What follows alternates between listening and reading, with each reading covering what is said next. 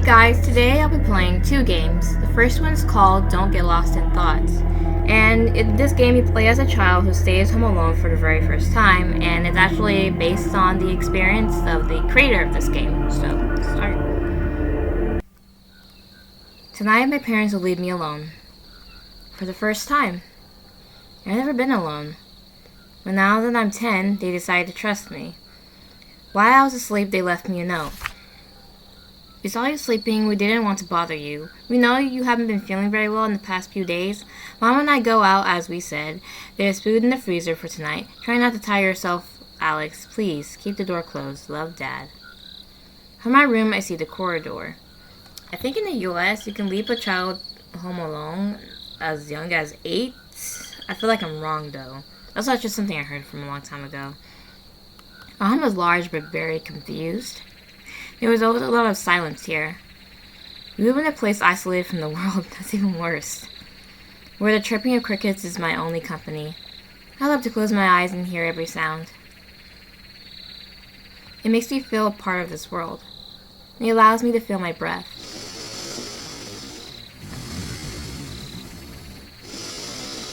What the heck? Not everyone is blessed with this peace. Not everyone are allowed to listen to their thoughts. My first time alone, though, there is something I don't understand. I don't really feel I'm the only one here. That sound was creeping me out. It doesn't seem like I'm the only one there. Mom and Dad said they left me some food. Remain motionless. Oh, should we go to the kitchen? There is nothing in the fridge. It is almost empty. We went shopping yesterday. God, it's so loud. You hear the phone ring. You answer. Mom and Dad might need me. You go towards the phone. You look intently at the handset. You answer the call. Hi, Alex. Is Dad there? Who's talking? I need your dad, Alex. You can't recognize the voice. You let the man speak while holding your breath. The man coughs. I'm here below. Since I left, you've been living peacefully. But sometimes I come back to sleep here. In your garden. Your father has to pay today. I need him to pay immediately. I have no more time, Alex. You feel the blood freeze. I demand it. You shut down the phone, still shaking. Dad? I must. God. Close the door. You hear a knock on the door. Is the door not closed? That's not locked. I'm curious. You approach the door. You hear someone breathing heavily. You're paralyzed behind the door. You manage to escape to your room and hide under the covers. You hold your breath and close your eyes. You hope it's a dream. You remain motionless. You hear something coming towards your room. You forgot to close the door. Something is close to you. You feel its breath. You feel your hands sweating under the covers. You try to appear casual. You try to pretend to sleep. But where are your parents? What if they were dead? Presence stops breathing. I'm really curious. I would never do this in real life, but I'm just going to open my eyes. You can't move. Your muscles are blocked. Hi, Alex. Dad is not there. That wasn't what I told you.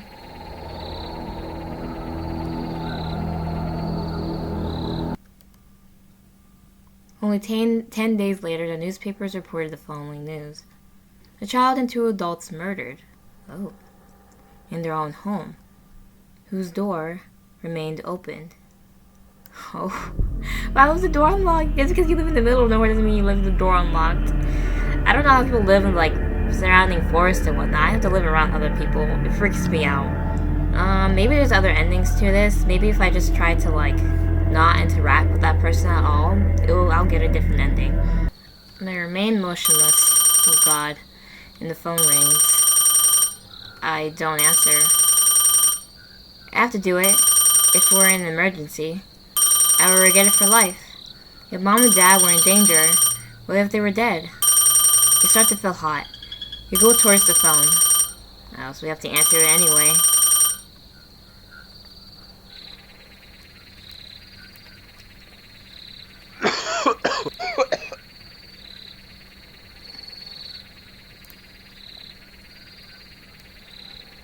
pay today. I'm not getting it. What is this guy? Close the door. But he'll open the door anyway. Let's just go back to bed. Go back to bed paying attention to your steps. You try not to make a noise. You hide under the covers. You hold your breath and close your eyes. You hope it's a dream. You remain motionless. You hear something coming towards your room. You forgot to close the door. Something is close to you. You feel its breath. Oh God.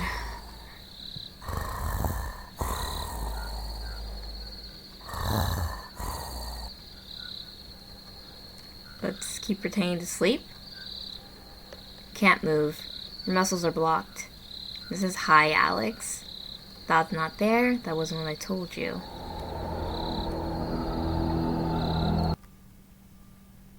So it's the same outcome. I wonder who that person was. This was in 1996. That's scary. Yeah, being home alone is really scary, especially if you're a little kid. I was never left home alone like that, but I remember one time I did lock my mom out of our apartment because she told me that, okay, because where I was with my siblings, they told me, okay, you have to she was going to do laundry downstairs, and she said, make sure your siblings go to bed and whatnot, and blah, blah, blah, and, make sure, you don't answer the door for anyone. So I kind of just forgot about her. I put my siblings to bed. This is when I was a little kid, too. I was, 7 or 6. I put my siblings to bed, and then, I locked the door because I completely forgot about her. And then she, the next morning, she told me, oh, my God, you locked me outside, and she had to wait for my dad to come home at, 12 p.m., 12 a.m., I mean. And then they're trying to guilt trip me, listening to the phone call because she was calling the home phone, making me feel bad about it. I'm just you're the one who told me to lock the door and whatnot. I don't know why you're blaming me. That wasn't my fault. Alrighty, on to the next game. The next game I'll be playing is called Coffee After Death. After a good 28 years of life, you have finally made it.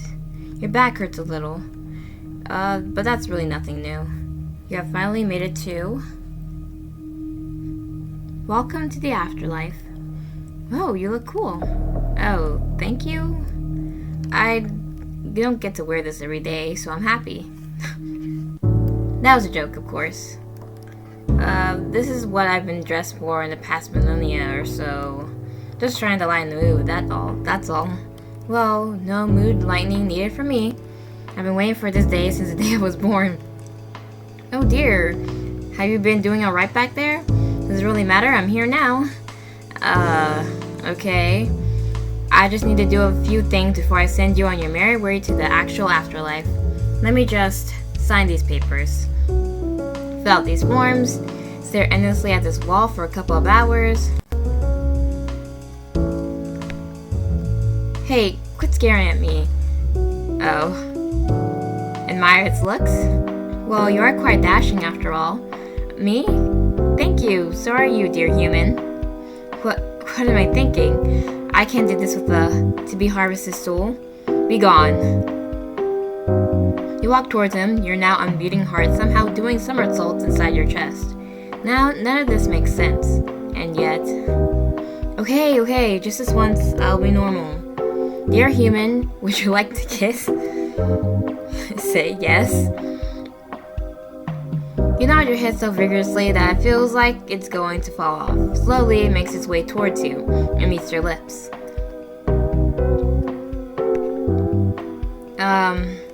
Sorry, I don't really have a material body. I'm kind of a shadow, but I don't really have lips either. I don't think that we would be able to kiss. Still into it. That doesn't make you any less attractive. I still think you're pretty cute. Really? I think you're attractive too. But, I just have so much work to do right now, as you can see. Do you want to maybe go out after work then? A fantastic idea. How do you feel about coffee? I like it. I like coffee. Wonderful. Let's get coffee after I'm done then, shall we? I can't wait. You wait there for about 3 hours as you watch it sign papers, talk to invisible people, and sometimes even sing. After it's all over, it looks so tired, but still so excited. And the two of you end up going on the day after all, and it's so fun. Afterlife coffee tastes better than what you'd usually have, but maybe the company is what made it so much better. Ending 3, coffee after death. Alright, so there's 2 more endings to get. Let's get annoyed at its actions. You can't just stare at a wall instead of doing your work, but this is my work. Is it though? Ugh. Okay, fine, I'm like slacking off sometimes. I mean, can you blame me? You don't pay me enough for this. There's an economy down here? Of course there is. It's just as bad as real life, if I do say so myself. Does that mean that all the time you wish for death to just take you away whenever you are in death were meaningless? Oh, you look like you're about to throw up. Which is weird since you're already, dead. It's alright, you'll be fine, I promise. See, you say that, but the afterlife is much nicer than actual life. I was just exaggerating. Sorry for ruining your first impression of this place, and me. I'll just finish your documentation and get you on your way to the actual afterlife. Thank you. Although the afterlife isn't as tough as actual life was, it was still hard sometimes. That still visited you sometimes, even though you quite never asked it to. There is nothing more to say. Ending 1. Monotony afterlife? No, that's saying that the afterlife is so bad after all. Reminds me from Bleach when Rukia said that, oh, the society is like a wonderful place and whatnot. When in actuality, there's like class system there, and people can actually be poor. Like, imagine you were poor as a human, and then you come to society to just be poor again. She was making it sound like it was like the best society in the world. That was just so weird to me.